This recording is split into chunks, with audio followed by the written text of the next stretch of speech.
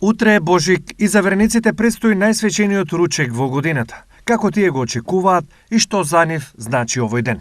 Како вообичаен секој христијанин, во црква, со молитва, Божикина литургија, со вечера, исто православност. За нас значи нешто духовито, осеќаш се послободен, Тоа е христијански празник. Како да кажам, убаво.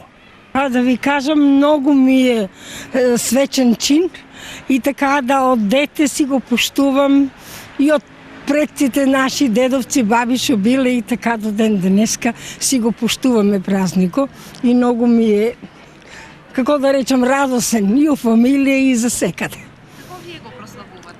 Па прославуваме си го нормално со паричка си направиме, да си имаме постна сармичка, зелник, се што треба, риби и такви работи, па овошје, мислам на сувите работи што ни се, се треба да има на масата пренесено.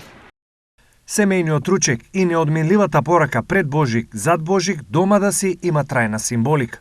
По правило треба да го обележиме на следниот начин. Треба да дојдеме са бајле на црква, да се помолиме на Бога, оние што се подготвиле, што постиле, што се исповедале да се причестат.